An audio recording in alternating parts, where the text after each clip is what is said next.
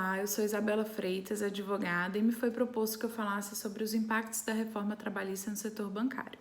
Pois bem, como sabemos, a reforma trabalhista alterou diversos artigos na CLT e também vários setores. Um deles atingidos, digamos assim, foi o setor bancário e causou alguns impactos. Alguns deles foi a questão da não obrigatoriedade do preposto ser empregado, os honorários periciais e advocatícios também poderem serem arcados pelo reclamante, o parcelamento das férias, a regulamentação do dano moral, uma maior segurança jurídica, um maior prazo nas ações trabalhistas.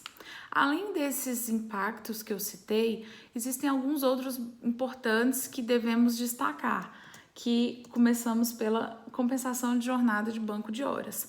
Com a reforma, essa compensação passou a ser permitida, devendo seguir as regras do artigo 59, parágrafo 5º, onde a compensação ela vai ocorrer por um acordo individual escrito e ela deve ocorrer dentro do período de 6 meses. E também no mesmo artigo, no parágrafo 6º, fala que a compensação deve ocorrer por um acordo individual, podendo ele ser tácito ou escrito, e para que essa compensação ocorra dentro do mesmo mês. Com isso, não é mais necessária uma norma coletiva que autorize essa compensação do acordo da compensação de banco de horas. Outro ponto importante a ser destacado é o regime do teletrabalho, que veio com um capítulo nessa reforma agora na CLT, ele está previsto no artigo 75B, que ele vai ser a prestação de serviço realizada fora da dependência do empregador. Ele vai atuar mais na parte administrativa e ele vai aumentar a capacidade do trabalhador e, consequentemente, a sua produtividade. Porém, ele não vai levar em conta a questão do pagamento das horas extras.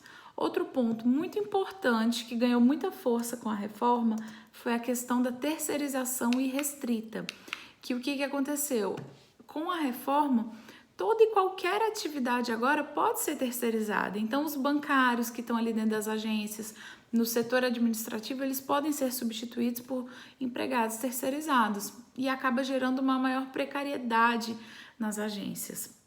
E eu vou até um pouco mais além desse tema na questão da indústria 4.0, porque o setor bancário já está sendo terceirizado pela indústria 4.0.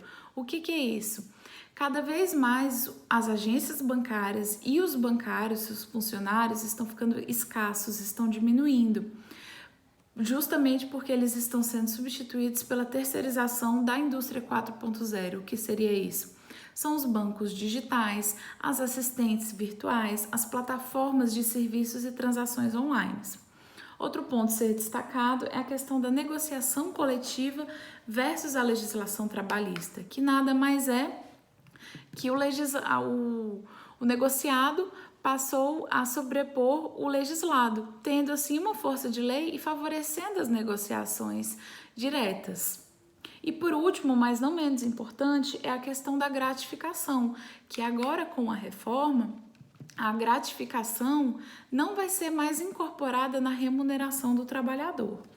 Outro ponto de muita importância e relevância a ser destacado é a questão da MP, a medida provisória 905 de 2019, que surgiu no final do ano passado. Ela alterou alguns artigos da CLT, bem como também ela fez bastante mudanças no setor bancário, porque ela passou a permitir o trabalho dos bancários aos sábados, que foi uma reivindicação dos bancários, que a concorrência deles estava muito grande, com as agências lotéricas, os bancos digitais trabalhando todo dia em shoppings, em aeroportos, rodoviárias, então a atuação deles estava ficando minada.